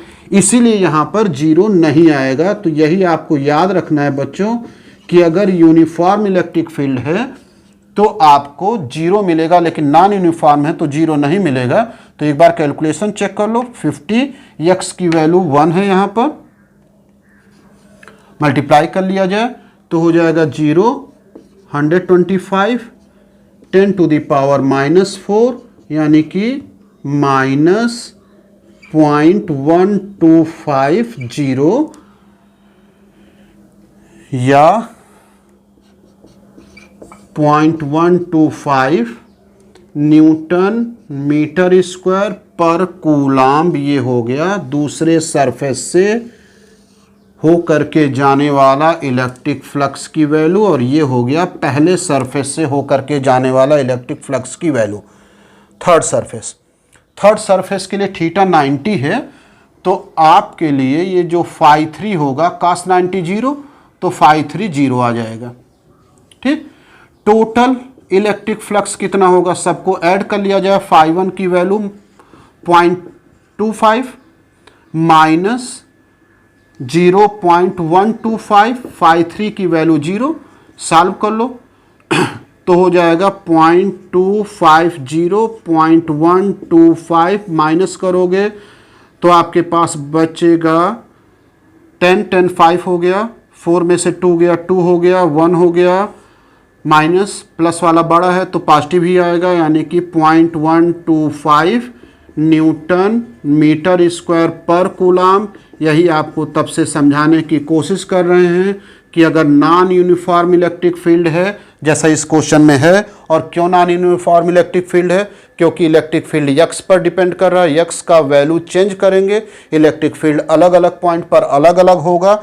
यानी कि दो बातें अब क्लियर कर लीजिएगा कि अगर यूनिफॉर्म इलेक्ट्रिक फील्ड में है तभी टोटल इलेक्ट्रिक फ्लक्स की वैल्यू 0 आएगी, अगर नॉन यूनिफॉर्म है तो 0 नहीं आएगी, नहीं आएगी, नहीं आएगी, ठीक बच्चों। ये क्वेश्चन सबसे अच्छा आज जो पढ़ा है वो उसमें से सबसे अच्छा क्वेश्चन है। इसी से मिलता जुलता एक क्वेश्चन और देखो, ठीक, जो अब आपकी स्क्रीन पर आ रहा होगा, वो भी इसी तरह से नॉन यूनिफॉर्म इलेक्ट्रिक फील्ड का ही है। थोड़ा सा लिखने में उसे ऐसा लिखा गया है कि आप डर जाओ। कभी कभी क्वेश्चन क्या होता है ना, इतना भयानक लिख दिया जाता है, इतना बड़ा लिख दिया जाता है कि बच्चे उसे पढ़े ही ना, डरने लगे, जबकि रहता सिंपल ही है। ठीक, तो क्वेश्चन देखो स्क्रीन पर आ रहा होगा इस समय। कह रहा है कि जो E की वैल्यू है वो इस तरह से डिफाइन किया गया है, EX यानी कि x एक्सिस के डायरेक्शन में, अल्फा इंटू एक्स, ठीक, EY इक्वल टू 0 और EZ इक्वल टू 0, यानी कि x एक्सिस के डायरेक्शन में इलेक्ट्रिक फील्ड है, y के डायरेक्शन में नहीं है, z की डायरेक्शन में नहीं। यही तो तब से हम लोग पढ़ रहे हैं। अब जितने भी न्यूमेरिकल प्रॉब्लम आज हम लोग इस वीडियो में देखे हैं उसमें इलेक्ट्रिक फील्ड केवल एक ही डायरेक्शन में ली गई है, 3D केस में।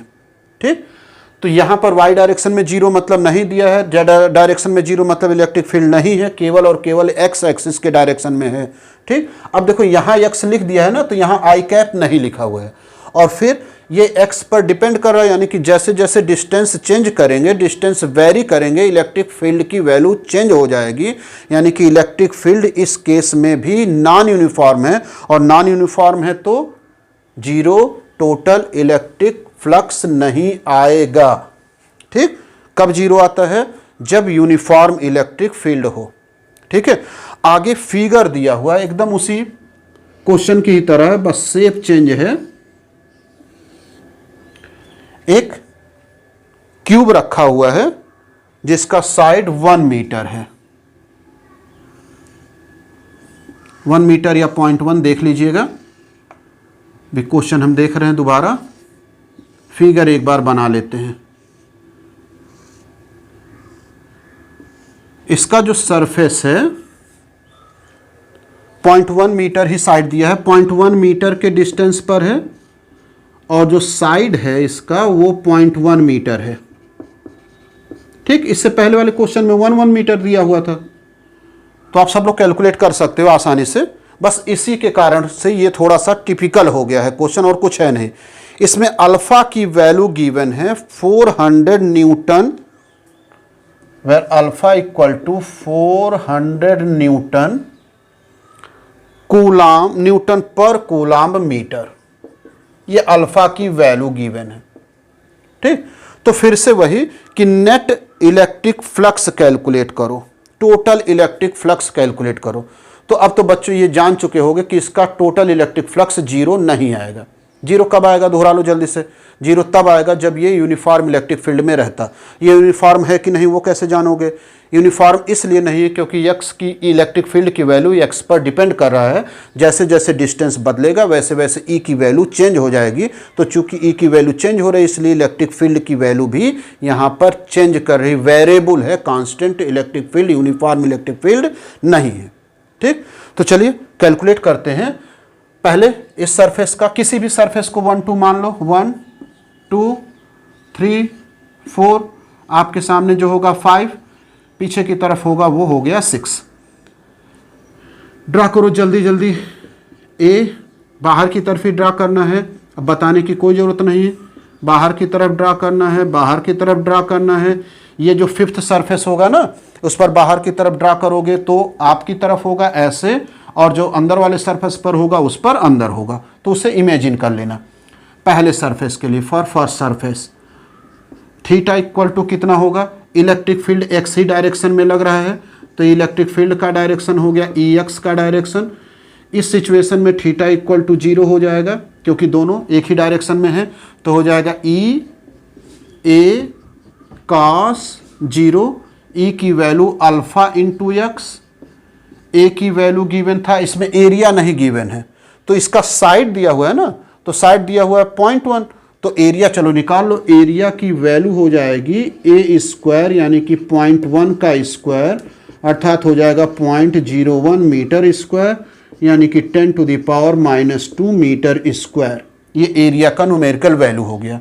तो रखो 10⁻²। cos 0 की वैल्यू 1, अल्फा की वैल्यू सभी सिचुएशन के लिए दिया हुआ है 400। जिस प्लेन की बात कर रहे हो उसके लिए x का डिस्टेंस कितना है, ओरिजिन से इस प्लेन के लिए 0.1 0.1 0.1 0.1 0.1 यहाँ तक 0.1 आगे, यानी कि हो जाएगा 0.2 10⁻⁻², मल्टीप्लाई करो 800 हो जाएगा। एक नंबर पर पॉइंट लगाओगे 10⁻⁻², यानी कि हो जाएगा 0.80 न्यूटन मीटर स्क्वायर पर कूलाम्ब। ये हो गया बच्चों φ1 पहले सरफेस से। φ2 इसके अपोजिट नहीं होगा, अभी इससे पहले वाले क्वेश्चन में समझा है। चूंकि ये नॉन यूनिफॉर्म है तो इसके लिए इलेक्ट्रिक फील्ड इस डायरेक्शन में, एरिया वेक्टर इस डायरेक्शन में, थीटा इक्वल टू हो जाएगा 180। तो वैल्यू हो जाएगी E अल्फा इंटू एक्स ए 10⁻⁻² cos 180 -1 होगा माइनस अल्फा, तो 400। x की वैल्यू इस सरफेस के लिए 0.1 ही है, 10⁻⁻² हो जाएगा 40 × 10⁻⁻², यानी कि 0.40 न्यूटन मीटर स्क्वायर पर कूलाम्ब। ये हो गया दूसरे सरफेस से होकर के जाने वाला इलेक्ट्रिक फ्लक्स की बच्चों वैल्यू। अब कौन कौन से सरफेस बचे, सरफेस 4 बचा, सरफेस 5 बचा। आप देख रहे होगे सरफेस 4 पर जो परपेंडिकुलर ड्रा किया गया है नीचे की तरफ, और इलेक्ट्रिक फील्ड की जो लाइन है वो लाइन और ए का डायरेक्शन दोनों परपेंडिकुलर है। तो अब हम कैलकुलेट नहीं करेंगे इसके वैल्यू को, चूंकि परपेंडिकुलर है। तो अब जल्दी जल्दी कैलकुलेट करो। cos 90 लिखोगे, cos 90 लिखोगे तो इसकी वैल्यू हो जाएगी 0, तो 54 हो जाएगा 0, 55 54 53 बचा हुआ है। पहले तो 3 कैलकुलेट कर लो। 3 ऊपर वाले डायरेक्शन को देखो, यह परपेंडिकुलर हो गया, तो यहां पर भी थीटा की वैल्यू 90, 53 भी 0 होगा, 340 हो गया। 5 इस समय इस डायरेक्शन में है, बाहर की तरफ है, मार्कर के डायरेक्शन में है, ठीक। और इलेक्ट्रिक फील्ड इस डायरेक्शन में है, एक्स एक्सिस के डायरेक्शन में, तो दोनों के बीच का एंगल हो जाएगा 90, फिर 90 होगा तो 0। 6 सरफेस अंदर की तरफ है, तो उसके लिए इलेक्ट्रिक फील्ड का डायरेक्शन ये हो जाएगा एक्स एक्सिस, और जो परपेंडिकुलर ड्रा करेंगे वो बाहर की तरफ होगा, इस डायरेक्शन में ड्रा करेंगे तो यहां पर एंगल फिर से 90 होगा, यानी कि 6th सरफेस के लिए भी 0 होगा।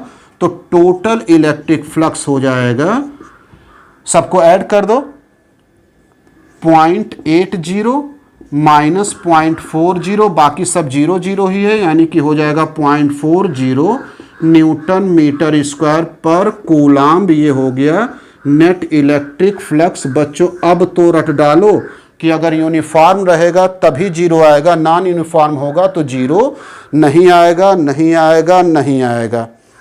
तो बच्चों एक स्टेटमेंट इतनी बार बोला गया है कि आपको निश्चित तौर पर याद हो गया होगा कि कब इलेक्ट्रिक फ्लक्स 0 होगा और कब इलेक्ट्रिक फ्लक्स 0 नहीं होगा, ठीक। अब इलेक्ट्रिक फ्लक्स कैलकुलेट करने का मेरे पास एक इजी मेथड भी है। तो आप सोच रहे होंगे कि इतना कठिन कठिन स्टेप क्यों अप्लाई किया गया। बच्चों वो मेथड अपनी जगह पर था। एक थियरम है जिसे गॉस थियरम कहते हैं, जिसकी सहायता से हम लोग इलेक्ट्रिक फ्लक्स को बड़े इजीली कैलकुलेट कर सकते हैं। तो अब हम लोग वीडियो के इस हिस्से में ये पढ़ेंगे कि गॉस थियरम क्या होता है। चलो गॉस थियरम को समझते हैं, उसके बाद उसे स्टेटमेंट देते हैं, उसको कहने की कोशिश करते हैं कि उसे लिखा कैसे जा सकता है, उसे बोला कैसे जा सकता है, ठीक। तो गॉस थियरम ये कहता है किसी क्लोज्ड सरफेस से, क्लोज्ड सरफेस का मतलब जो चारों तरफ से बंद हो, और जो हर दिशाओं से बंद होगा वो 2D स्ट्रक्चर नहीं होगा, वो 3D स्ट्रक्चर होगा। यानी कि ये जो क्लोज्ड सरफेस है इसको हम लोग 3D स्ट्रक्चर ही कंसीडर करेंगे, कभी 2D स्ट्रक्चर कंसीडर नहीं करेंगे, ये ध्यान में रखना, ठीक। यानी कि गॉस थ्योरम जो होता है ना वो 2D पर नहीं अप्लाई होता, वो हमेशा 3D पर अप्लाई होता है, 3 डायमेंशनल फिगर पर या 3 डायमेंशनल स्ट्रक्चर पर ही अप्लाइड होता है, ठीक। तो जरा स्टेटमेंट फिर से सुनिएगा, क्या बोल रहे हैं। किसी क्लोज्ड सरफेस से होकर जाने वाला कुल इलेक्ट्रिक फ्लक्स, इससे कितना इलेक्ट्रिक फ्लक्स निकलेगा।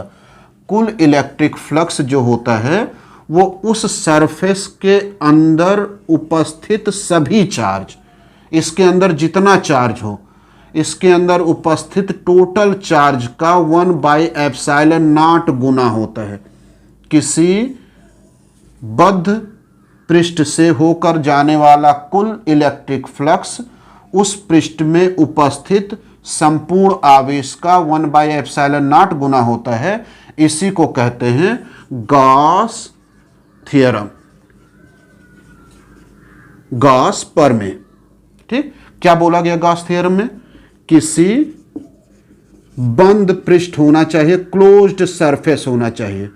किसी बंद पृष्ठ से होकर जाने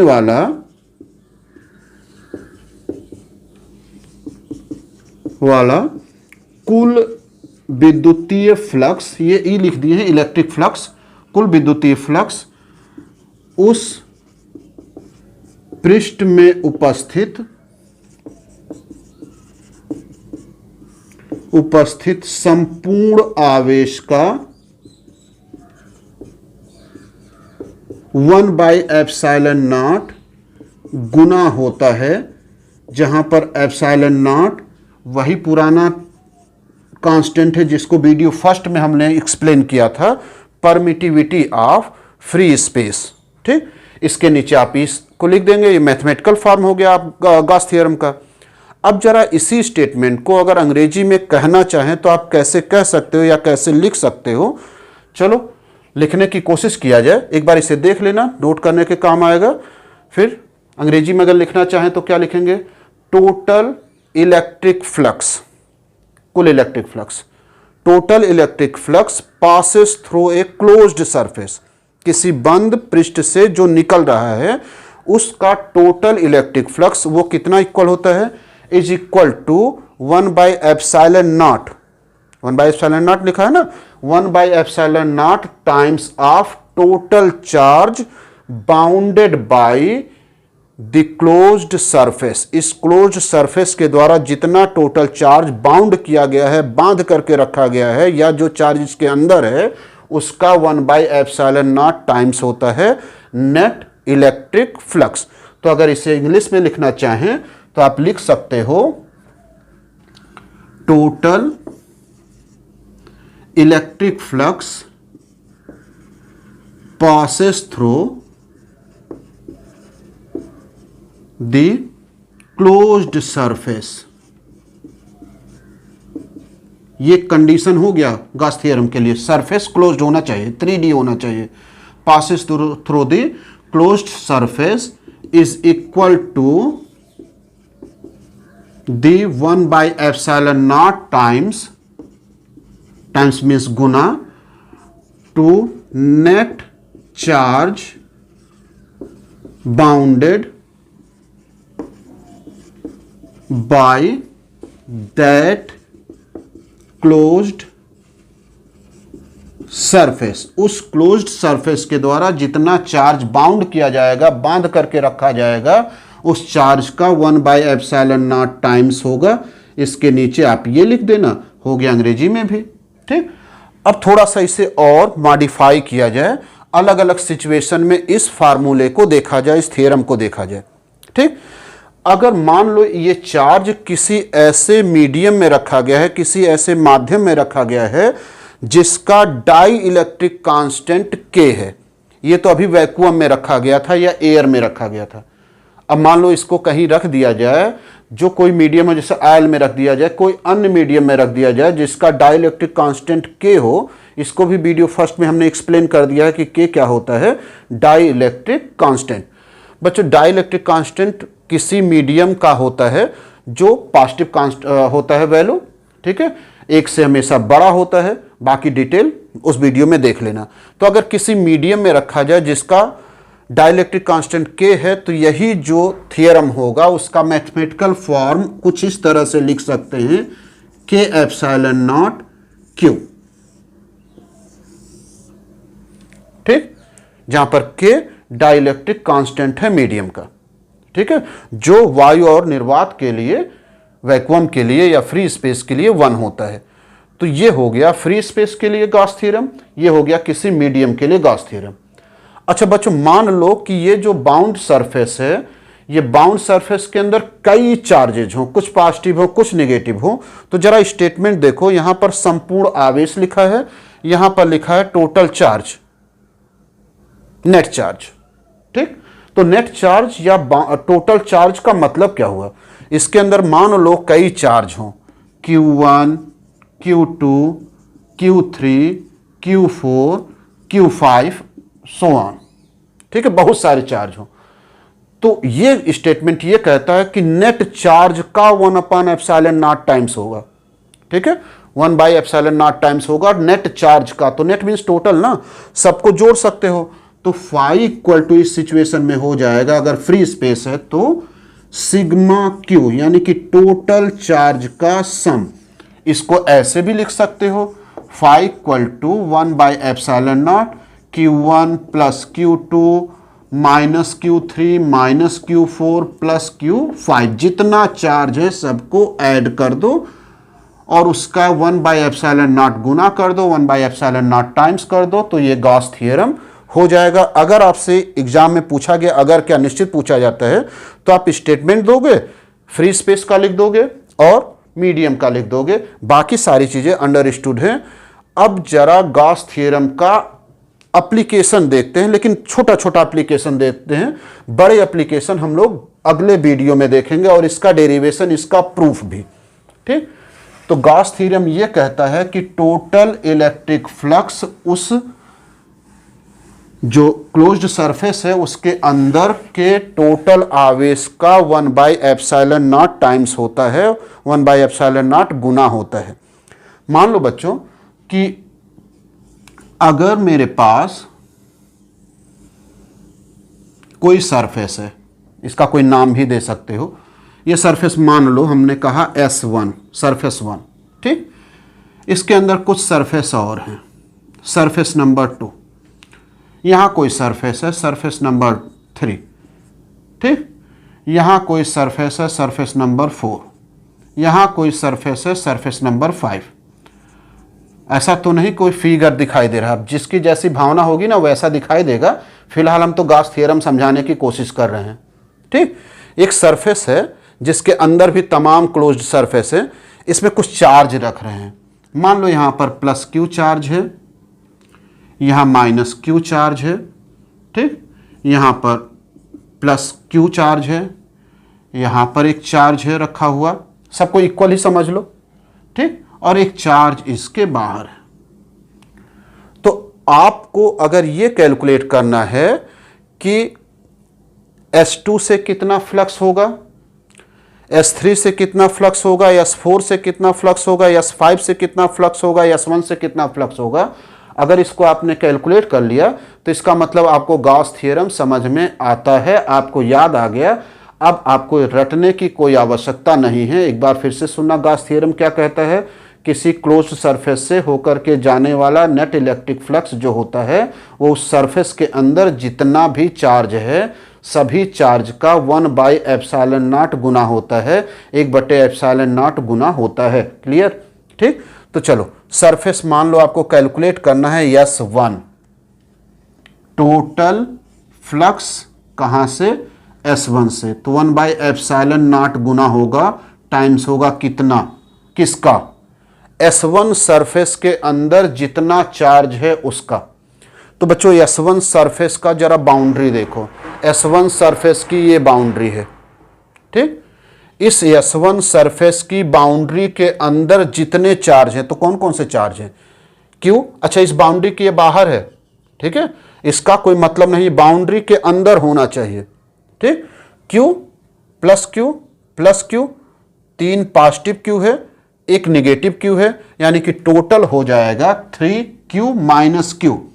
इस क्यू का कोई मतलब नहीं क्योंकि ये बाउंड्री सरफेस के बाहर है, तो हो गया Q plus Q plus Q, ये क्यू ये क्यू ये क्यू एंड माइनस क्यू, तो टोटल हो जाएगा 1/ε0। 3Q में से 1Q माइनस हो गया, या 1Q कैंसिल कर लो, 2Q, तो नेट या कह सकते हो S1 से होकर के जाने वाला जो नेट इलेक्ट्रिक फ्लक्स है वो हो गया 2Q/ε0। ठीक, अब अगर कोई आपसे कहे कि S2 के अंदर से कितना इलेक्ट्रिक फ्लक्स होगा, S2 पर ध्यान देना। तो अगर S2 पूछा जा रहा है तो इसका मतलब हुआ कि S2 के अंदर कितना चार्ज है। तो फिगर देखो, S2 के अंदर केवल Q चार्ज है, ठीक। तो उस Q चार्ज का 1/ε0 गुना होगा। जिस सरफेस के लिए कहा जा रहा है उस सरफेस से बधा हुआ टोटल चार्ज, S1 से बधा हुआ Q Q Q minus Q, ये तो बाहर हो गया, S1 से नहीं बधा हुआ था। हाँ, अगर इसको कवर करके कोई खींचा गया होता सरफेस तो इसको भी कंसीडर किया जाता, ठीक। तो S2 के कारण हो जाएगा, S2 के अंदर जो चार्ज है बस उसको कंसीडर करना है, उसका 1/ε0 गुना, तो हो जाएगा Q/ε0। ये डायरेक्ट आपने कैलकुलेट कर लिया। तीसरा, जरा S3 से देखो, तो S3 से क्या होगा, माइनस है तो 1/ε0 माइनस Q का, यानी कि माइनस Q/ε0। S4, क्या 4 जो सरफेस है, फोर्थ सरफेस है, क्लोज्ड सरफेस, इसके अंदर कोई चार्ज है? कोई चार्ज नहीं है, तो हो जाएगा 1/ε0, Q की जगह पर 0, यानी कि नेट इलेक्ट्रिक फ्लक्स हो जाएगा 0। S5,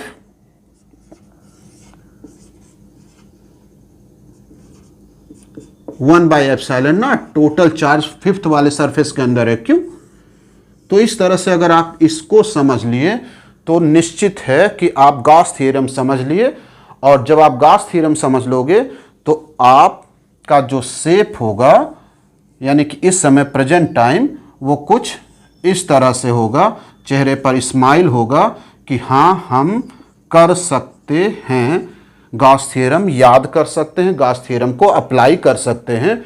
थ्योरम लास्ट बार फिर से सुनिएगा, किसी सरफेस से होकर के जाने वाला नेट इलेक्ट्रिक फ्लक्स इक्वल होता है उस सरफेस के अंदर उपस्थित संपूर्ण, यानी कि नेट चार्ज का 1/ε0 टाइम्स होता है, 1/ε0 गुना होता है। प्यारे बच्चों, ये तो था गॉस थ्योरम, और ये एक एग्जाम्पल हो गया जिससे आप बेटर वे में समझ सकते हो कि गॉस थ्योरम कैसे अप्लाई किया जाता है, कैसे लगाया जाता है। सारा खेल उस सरफेस, क्लोज्ड सरफेस के अंदर प्रेजेंट चार्ज का है। अच्छा, ये जो क्लोज सरफेस है बच्चों ना, इसको गॉसियन सरफेस कहते हैं, ठीक। तो जो गॉसियन सरफेस है, चलो इसे देखा जाए कि गॉसियन सरफेस क्या होता है और इसकी प्रॉपर्टी क्या होता है, इसका यूज क्या होता है। गॉसियन सरफेस, जो क्लोज्ड सरफेस था उसी को कहेंगे गॉसियन सरफेस।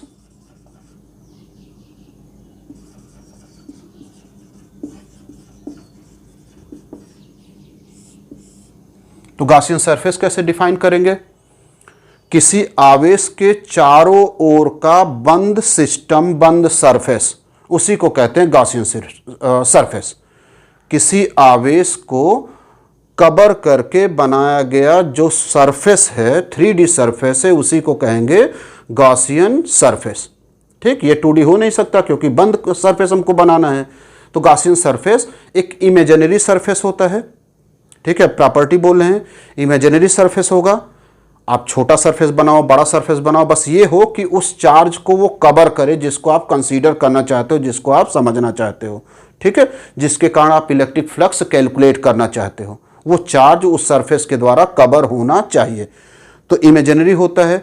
आर्बिट्रेरी होता है, माने स्वेच्छ होता है, अपनी इच्छा के अनुसार होता है, कोई आवश्यक नहीं है कि जैसे बुक्स में बना हो, जैसे सर बता रहे हो, जैसे हम बता रहे हो, जैसे कोई दूसरा बता रहा हो वैसा हो, आप भी बना सकते हो। इमेजिनरी होगा, ठीक है, आर्बिट्रेरी होगा, क्लोज्ड होता है, और सबसे इंपॉर्टेंट प्रॉपर्टी होती है सिमेट्रिक होता है, सममित होता है, ठीक है, जिससे उस चार्ज से सरफेस की दूरी जो हो वो समान रहे। ऐसा ना हो कि एक पॉइंट की दूरी अलग हो, दूसरे पॉइंट की दूरी अलग हो। तो properties Gauss theorem, Gauss surface की क्या थी कि ये सरफेस कैसा होना चाहिए, क्लोज्ड होना चाहिए, बंद होना चाहिए। सेकंड, क्लोज है तो 3D होगा ही, 3D उसी में इंक्लूड है, बोला नहीं जाएगा अब। सेकंड ये है कि वो आर्बिट्रेरी होना चाहिए, मतलब स्वेच्छ होना चाहिए। थर्ड प्रॉपर्टी है सिमेट्रिक होना चाहिए, सममित होना चाहिए, और 3D तो बोला जा चुका है जो कि इसी में इंक्लूड रहता है। इन प्रॉपर्टी से जो आप इमेजिनरी कर्व खींचोगे, इमेजिनरी सरफेस खींचोगे, उसी को कहेंगे गॉसियन सरफेस। यानी कि अब डिफिनीशन ये दे सकते हैं कि ऐसा काल्पनिक बंद स्वेच्छ सममित सरफेस जो आवेश को बंद किए रहता है, आवेश को कवर किए रहता है, आवेश को ढके रहता है, उसे कहते हैं गॉसियन सरफेस। ऐसा काल्पनिक बंद स्वेच्छ और सिमेट्रिकल सरफेस जो आवेश को कवर किए रहेगा, आवेश को ढक करके रखता है, उस काल्पनिक सरफेस को कहते हैं गॉसियन सरफेस। इस गॉसियन सरफेस की प्रॉपर्टी क्या है? 3D है, क्लोज सरफेस होना चाहिए, आर्बिट्रेरी माने स्वेच्छ होना चाहिए, आपकी इच्छा के अनुसार होना चाहिए, और सिमेट्रिकल होना चाहिए, सममित होना चाहिए। ठीक बच्चों, ये जो इलेक्ट्रिक फ्लक्स है उसको अगर फिर से आप देखो, जो गॉस थ्योरम से कैलकुलेट करा गया है, वो डिपेंड किस पर करता है? वो डिपेंड केवल चार्ज पर करता है, अन्य किसी चीज़ पर नहीं कर रहा है। यानी कि फाई की जो वैल्यू है, इलेक्ट्रिक फ्लक्स की जो वैल्यू है, वो केवल और केवल इंक्लूडेड चार्ज, जितना चार्ज बाउंडेड है उस पर डिपेंड करता है। ये गॉसियन सरफेस के एरिया पर कह सकते हो, उसके साइज पर डिपेंड नहीं करता है। तो बहुत साल एक क्वेश्चन आया हुआ है कि क्या होगा अगर हम गॉसियन पृष्ठ के त्रिज्या को, गॉसियन पृष्ठ के रेडियस को डबल कर दें। छोटा सा था, ठीक है, उसको आप डबल कर दो, उसकी त्रिज्या को आप दुगना कर दो, तो क्या होगा? बच्चों, गॉसियन सरफेस ऐसा सरफेस होता है जो जितने चार्ज को आपको कंसीडर करना सबको बंद करके रखेगा। तो मान लो आपको इस चार्ज के बारे में जानना है, तो आपने गॉसियन सरफेस बना दिया जो इसको चारों तरफ से ढक दिया। अब इसके रेडियस को आप कब डबल भी कर दोगे तो क्या फर्क पड़ता है? क्योंकि फाई की वैल्यू तो चार्ज पर डिपेंड करता है ना, जो उस सरफेस से क्लोज्ड हो। इस सरफेस के द्वारा भी क्यू क्लोज्ड है, इस सरफेस के द्वारा भी क्यू क्लोज्ड है, इसलिए फाई की वैल्यू पर कोई इफेक्ट नहीं होगा। तो जो गॉसियन सरफेस है उसके शेप, उसके साइज पर फाई की वैल्यू डिपेंड नहीं करती है। फाई की वैल्यू यानी कि इलेक्ट्रिक फ्लक्स की जो वैल्यू होती है वो केवल और केवल उस सरफेस के अंदर उपस्थित टोटल चार्ज पर, नेट चार्ज पर डिपेंड करती है। बच्चों, इलेक्ट्रिक फ्लक्स के ये जो सबसे महत्वपूर्ण हिस्सा था गॉस थ्योरम, अभी केवल हमने आपको थ्योरम समझाया है। ठीक है, अगले वीडियो में थ्योरम को फिर से रिपीट करेंगे, थ्योरम का प्रूफ पढ़ा जाएगा, और गॉस थ्योरम की सहायता से उन सारे क्वेश्चंस को लगाए जाएंगे जो क्वेश्चंस हम लोग पहले पढ़ चुके हैं। यानी कि रिवीजन करेंगे थोड़ा नए स्टाइल में, थोड़ा नए तरह से। ठीक बच्चों, फिर से वही उम्मीद करेंगे कि आप पढ़ने पर ध्यान दोगे, पढ़ने के साथ साथ अन्य सारी चीज़ें भी करोगे, वो भी ज़रूरी है। और हाँ, अगर हम आप सभी लोगों का धन्यवाद न दें तो थोड़ा सा अच्छा नहीं लगेगा। आप सभी लोगों ने मेरे चैनल को इतने तेज़ी से प्रमोट किया है कि हम खुद भी सरप्राइज हैं। इतनी अपेक्षा नहीं थी हमको भी वास्तव में कि इतना आप लाइक करोगे और सब्सक्राइब करोगे। अपना प्यार इसी तरह से बनाए रखिएगा। मिलते हैं अगले वीडियो में। बाय बाय बच्चों।